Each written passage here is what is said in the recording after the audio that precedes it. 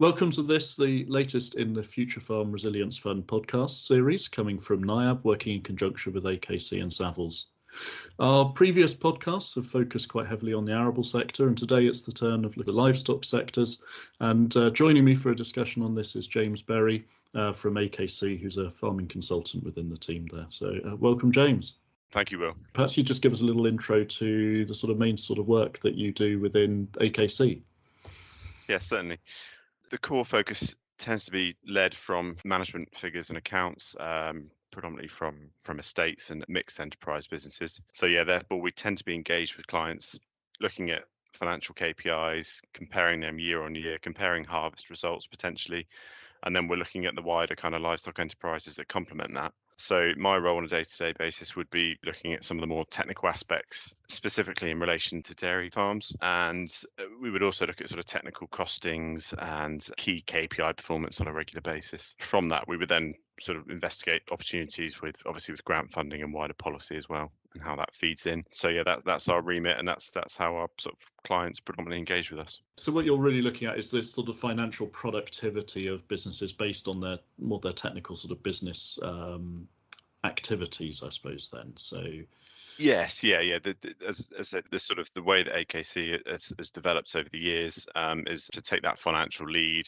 populate that data, and then use that for a management decision. So we do the same within the livestock clients and the dairy businesses that we work with. So we're looking at kind of costings on a margin basis, either net margin or gross margin at pence per litre, per hectare, or per livestock unit, depending on the system and the type. And then we work with another company in terms of a group of farmers that we benchmark holistically.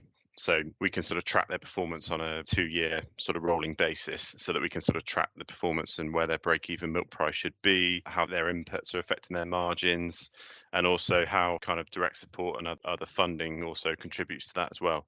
A lot of those businesses, they have a dairy focus, but they may have other enterprises complementing that. So we work that all within that technical framework, so that ultimately can look at which enterprises are performing and how that translates down into profit.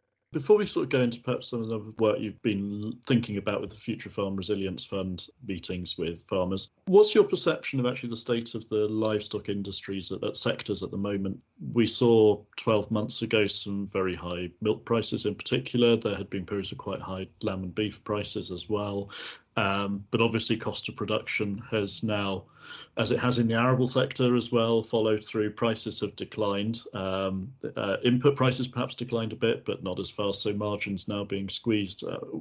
What's the profitability like of typically some of these livestock sectors, both intensive and extensive? Yes, the challenges that we saw really since sort of post-COVID with the inflation has impacted across, I would say, all of the livestock sectors, including sort of dairy, beef and sheep. The dairy industry had benefited hugely from a big upturn in commodity prices, sort of 21, 22. Particularly the most efficient performers resulted in really good returns, and they were able to get a good return on their capital. Now, the situation is changing, and although there has been some reduction or some kind of consolidation of the inflation, the prices have come back by sort of 20, 25%. So those margins are being squeezed. The beef and sheep sectors, particularly, again, really over the last sort of 3 years, the deadweight prices have been quite reasonable, particularly and across the organic sector as well. So there's been the potential to make good returns. Having said that, there's never been that opportunity like there was in the dairy sector for that real kind of margin to take place, because the inflationary costs have trapped those increases in the deadweight prices. The lamb sector has had sort of moments within that cycle where the price have been much better and the margins have perhaps been there, but that's quickly been mooted by imports of New Zealand lamb, again increases on pressures on other alternate land use, and therefore increase on rents as well, is having quite a big effect. And also just access for large livestock units to sort of get a good enough grazing platform to be able to make it commercial. So those are the key challenges I've seen. So yes, the dairy sector's probably fared the best through that period. And there's been quite a strain, I think, in the pig and poultry sectors as well. Poultry being quite a diverse sector in its own, from free-range eggs to highly intensive broiler, which are very different sort of commercial enterprises. But I think those have been been quite painful in terms of pushing through increased price to retailers has been very challenging. Feed costs have been extremely challenging. And so sectors that perhaps in the past have achieved relatively good returns on capital have it's now very expensive to achieve that. And it's one of the big challenges actually just funding the working capital now, because of the cost of operating a business is so much higher. To what extent is that putting pressure on businesses from a cash point of view? Actually, right at the moment, it's not a big enough factor up the agenda. So it's probably second or third on the list, because although we've had the rate increases, I think those decisions and those conversations with lenders and with banks are probably coming further into the winter. So we're at the sort of the crest of the wave with that. Still living off the good returns of 2 years ago, perhaps, as well, yeah. and obviously helped by reductions in fertilizer prices and fuel prices in the last 6 months. Yes, yeah. So I think cash margins are probably on a par with where they have been because of those factors that you just mentioned. So yeah, but it will start to bite, particularly with the renewal of new facilities. Yeah, and also the potential returns from other investments as well, which obviously that they will not only inflation but other factors as well, sort of contributing to much better returns. So yeah, but at the moment, certainly the banks that we've been in touch with recently are, still have a very keen and open book for agriculture, and they continue to support the sector. So we're not seeing any change in appetite from the banking sector. So you mentioned that's maybe sort of a little bit down the list, maybe third or fourth sort of territory. So in the businesses you're looking at, and perhaps thinking of some of the conversations you have as part of the Future Farm Resilience Fund, what would you say are the top factors that are impacting on businesses now, perhaps the ones that require more, the immediate sort of attention? Yeah, the biggest issue right at the moment is the nutrient cycling and management of those.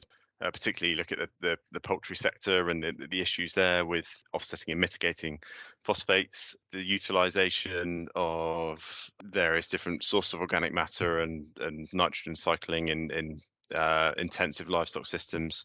So we're looking a lot at the moment in modelling, how some of the new standards within SFI were going to help to mitigate that, and also private sector funding for how they can help to offset, some of those issues. So it's really looking at how efficient is the business at the moment at doing that, and how can we bring in other funding to help make that model more sustainable, because in most instances they haven't got the working capital to invest in new slurry stores, those sort of things. We're looking at slurry infrastructure grants at the moment for a few clients. So there's quite big issues there. You're looking at sort of slurry store kind of replacement costs of north of sort of 100,000 on a 150 cow dairy unit. Well, that's quite an investment, where you might need to invest in lots of areas of the farmyard within the next sort of 5 years. So again, some difficult sort of decisions and what have you for managers in that position. Nutrient management and combined with the working capital and the policy of the farmer are the two biggest issues right now. You've mentioned SFI. Clearly, that's quite topical at the moment with the opening of applications within that. What's your perception of how valuable that might actually be to some of these businesses? Is it going to help them meet some of these technical challenges around nutrients, or is it a bit of a diversion away from what they need to focus on, perhaps, for some of them? Right now, it's looking a lot more attractive than it was 12 months ago. There are, I think, now probably a suite of standards which make managing your farm sustainably practical. And the revenue is such that it's attractive enough to at least implement those management practices. Whether that is enough to sustain it beyond those 3-year agreements is probably the next challenge for DEFRA and the industry. The bigger challenge, I think, is that you're sort of looking at landscape recovery and some of the other options that are available to landowners, but that's multi-tiered. It involves lots of different stakeholders. It's quite involved. So really, on an individual SBI basis, it is quite limited right now. But the SFI, I think, is a big step forward from what it was 12 months ago, and there are some very good standards within there. And hopefully we'll get much better uptake, perhaps like the 50% uptake of commercial farmers across the country, as opposed to I think it was 20% under SFI in 2022. So and we're certainly pushing that and sort of advocating that for our clients as well at the moment, as well as within the fund.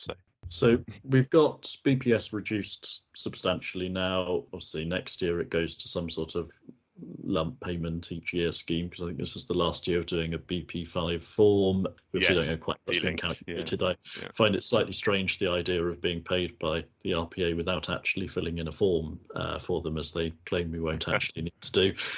But that's obviously been a significant sum of money with remarkably few strings attached, in the sense that most of what was in there was legislatively required or is required by some other, but customers might have required it. I think the only thing that, one of the few things that wasn't, was the rules around when you can cut a hedge, and that's subject to another consultation at the moment anyway.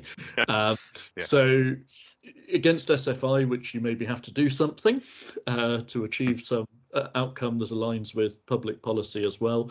How much is SFI actually going to support these businesses? How much does it fill the gap versus the funding that was there from BPS, which for some of these businesses probably wasn't a massive proportion of turnover anyway? I think, as you say, it varies across sector. Typically the dairy farms I deal with, it would probably represent less than 5% of turnover in terms of the historical BPS. So you've got a much lower threshold to affect, but the beef, sheep and arable sectors are perhaps 20, 25, 30% reliant on that direct support.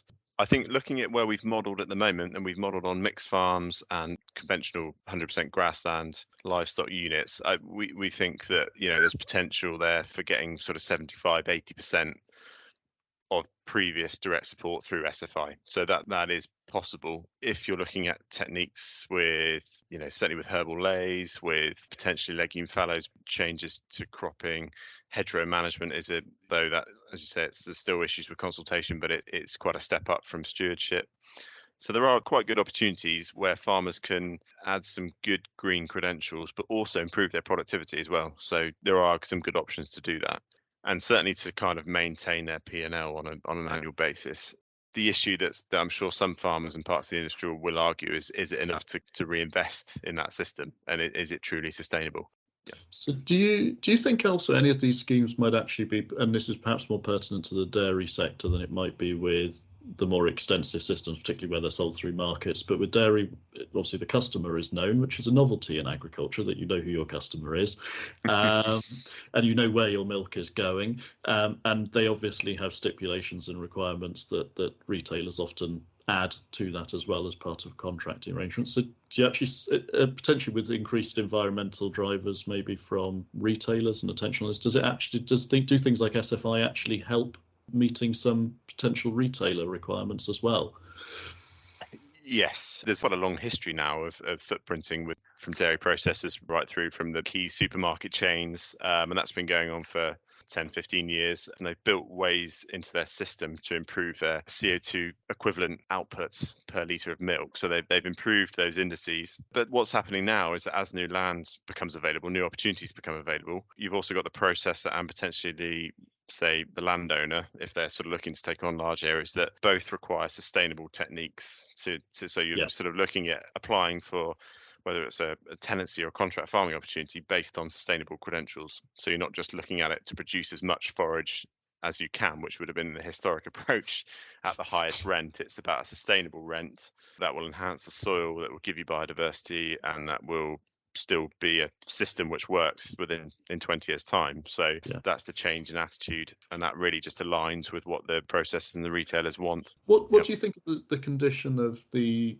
asset base that livestock units are operating with at the moment? We've seen quite a lot of grants focus on the slurry storage. I think there's quite a lot of issues with getting farms maybe fully compliant with the SAFO regulations, keeping them up, facilities of a suitable quality as farms have expanded as well. But obviously you get facilities wear down over time. And what's the investment position for the dairy sector and other livestock sectors? I mean, how much of a challenge is that for the sectors now? At present, I think it goes back to there's almost a two-tiered kind of industry where you've got the aligned contracts, so that it's around about 50% of the sort of 7,500 dairy farmers that we've got that are on those contracts, and the margins are there to invest in all infrastructure and the working capital to maintain where they are. And so, although there's been inflation on the materials and the building materials, it's sustainable for them to invest in those facilities. Where it's a challenge is perhaps the sort of slightly smaller commercial farms, so below sort of 200 cows, where they're not on any contract which is aligned to any commodity Yeah. prices or any retail price. It's exposed completely to the market, and so their margins are consequently a lot tighter. And on that sort of scale, there just isn't the working capital available to sort of invest. You're probably looking at in excess of 100,000 for those sort of size units to invest in retrofitting or sort of applying a new slurry store. Obviously, there was a big change in tack on the slurry infrastructure grant back earlier in the year, where initially it was going to be 100% funded, and now that's been capped. So we have had clients that have come back and sort of pushed back on that, and whether we actually want to go ahead with this or not. So it's a big decision, and I'm sure there'll be some more dairy farms that exit because of the SAFO regs and because of the requirements, which they won't deem that they will get that return. So again, it really comes back to your contract and how that's set up and how that sort of affects your ability to reinvest in the system. Yeah, we're sort of coming towards the end. So probably the last question I'll put was, what would perhaps be your top tips for focus areas in ensuring sort of resilience of the farm business as we go through this transition? I think the best sort of sample I can take from is the farms that we've been involved in with the FFRF since its inception this year. And all of those businesses, I think they've benefited from having a good network, a good team of sort of, whether it be professionals on the ground and also potentially other farmers and other businesses they collaborate with. So whether it's whether it's investing in new enterprise, consolidating what you're doing, share farming, so that change management does rely on some collaboration. So I think the key is get a good team around you that you feel have got the right skills to move forward. And that might be something completely different than there's been the traditional farmer's son kind of attitude. It could be a business which is heavily involved in natural capital and sort of adding value to the land in other ways. So that's a key area. The other thing is model of mixed farming, perhaps. Yes, yeah. I think that a lot of the farmers that we see, a lot of the older farmers sit in glee and talk about how we're all going to go back to the 1920s, which which is great. But I do think as well, I think that there is going to continue to be some really good investment in tech and some important areas which that can kind of continue to fuel productivity. Having the right team and the right people around you can help figure out which things you can affect most in terms of KPI performance. So if the system is limited by performance by the infrastructure that is available, then you're better off completely moving away from that enterprise and sort of looking at other opportunities. But too often than not, a lot of farmers and landowners tend to continue along that treadmill whilst appreciating the asset, and they're not achieving any cash margin, and that is can be quite sad to see. Nothing to reinvest with. No. So it's capital attrition. Yes, yeah, literally it's flowing like down the drain. It's slightly the joke, isn't it? Winning Who Wants to Be a Millionaire, keep farming until it's all gone. What would you do with the £1 million if you won it? We've got to avoid that and see if we can turn 1 million into 2 million. Really, would be the strategy we want. Yeah, I think that sort of acumen is needed now. Yeah, definitely. You do need to be probably a bit more diverse, in thinking and kind of application. So yeah, definitely. Having said that, there are still dairy businesses particularly making a good return on their capital, and key traits of those clients that we see, they tend to have a good support network around them to be able to sort of move the business forward. They usually have a set of kind of key values that they're working towards. So that could be pedigree status of the cows, or it could be the performance, could be the technical grazing and forage management. But they have 2 or 3 key aspects which they are particularly proud of and are driving towards. It just comes down to the passion and the ability to translate that into business performance, which I think that's what the best dairy farmers are doing. So the best dairy farms are really demonstrating technical acumen from the start, and that's what's then leading to good financial performance as well? Or am I being a little bit too presumptuous in that? No, I think that's a fair assessment, because ultimately what's tended to happen is the 2-tier approach, where you've got the aligned contracts as those farmers that have spotted that opportunity and that relationship with that retailer, and then they have a contract which is in place which rewards them for being really high technical performance, and they can just focus on being very good at technical performance, and the business model will work as long as they maintain those areas. So they need to be focused on the the key resources they have on the farm and how that's driving profit. They're monitoring that regularly, and they've got a really good team of people that they can afford to pay a sensible wage to undertake that on a regular basis. And they're continuing to invest in new technology to be at the forefront of that all the time. So I'd say it's very much quite the phrase, but sort of chicken and egg situation where they've managed to get to that one level to get the other. Yes, yeah, and now they're able to benefit from that on an ongoing basis. Whether you adhere to that model, because there is an argument that some of the farmers outside of those contracts are very exposed, but yes, it's and when we had the big inflation a couple of years ago, some of the aligned contracts didn't get up to those sort of levels of milk price, which there was quite a bit of uproar in the industry about. But over a period of sort of 5-10 years, you're likely to get a better than market average price, and you're going to be rewarded for all of your credentials as well. I think I'd rather make money every year than make money 2 years out of 5. Yes, yeah, and that's the reality of it. I think so. It's just being in that position, and there's a reason a lot of those farms where they are. There are some good cooperative models out there, obviously, some well-known ones, which are working well. They have their challenges, but they're well versed and owned by thousands of producers across the continent. So some of those are well placed to sort of weather the storm. But yes, I think really it's those aligned places where certainly the commercial farmers need to be. There are some guys involved in sort of obviously niche product direct marketing where you can add value in that regard, but that tends to be a very low percentage of milk output. So really talking sort of 5%, less than that. It's generally not mass market of consumption in terms of consumer demand, so it can't be any more than the niche very easily. Yes. It's a challenge getting a product listed in a supermarket and getting the shelf space for something. So and that's where the majority of business is still done. And a changing perhaps I'll stick in a last question. Actually, another last one. The retail landscape has changed quite a bit in the last 10 years. There was just at one point a domination of Tesco, Sainsbury's, Morrison's, and Asda, with a little bit of Waitrose and M&S. There's now more of the big guys have sort of been pushed down a little bit. You've got a more diverse range of retailers, Aldi, Lidl as well, probably Waitrose perhaps a bit bigger than they were, M&S perhaps a bit more influential than they were. The challenges around the takeovers of Asda, around the some of the changes within Tesco as well. So actually, how much is that having an impact then on those sort of aligned contracts? Because volumes will be shifting around as well between retailers, or will have done gradually over time. Yes, yeah. The biggest impact tends to be with those relationships with the processors at that level, because if you go back 10 years ago, there was the various different processors were selling to different retailers within those aligned contracts, and it all the waters were quite muddy, and it was sort of tankers turning up on farm, and you weren't sure where that milk was going and where what the destination was. Yes, right. So the supply chain was kind of had its issues.